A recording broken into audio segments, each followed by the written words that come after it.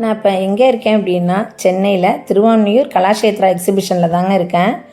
எனக்கு ரொம்ப நாளாக கலாஷேத்ரா எக்ஸிபிஷன் ஸ்டால் போடுற டைமில் போய் பார்க்கணும் அப்படின்னுட்டு ரொம்ப ஆசை.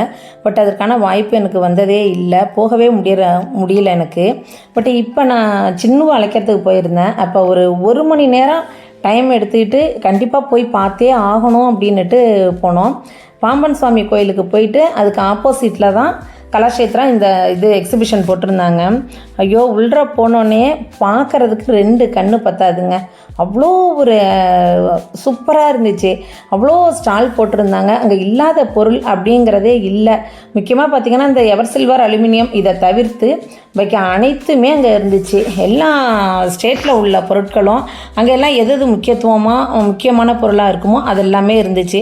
எவ்வளோ ஆக்சிடைஸ்டு ஜுவல்ஸை பாருங்கள், ரொம்ப ஏஸ்தட்டிக்காகவும் இருந்துச்சு, ஆத்தென்டிக்காக இருந்துச்சு.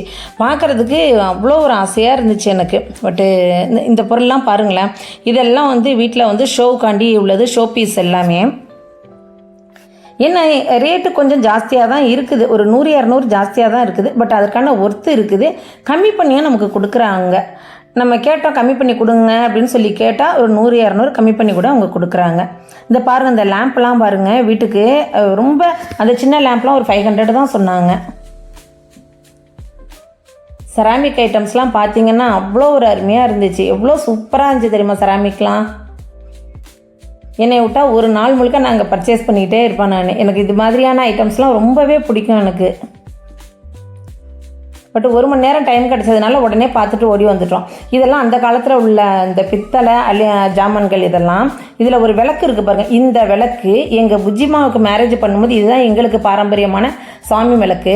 அந்த விளக்கை நான் கும்பகோணத்தில் அனைத்து கடையிலையுமே தேடி நான் அலைஞ்சேன் நான். அந்த விளக்கா இன்னும் இப்படி சொல்கிறீங்க, இது மாதிரி விளக்கெல்லாம் நாங்கள் பார்த்ததே இல்லைன்னாங்க கும்பகோணத்தில்.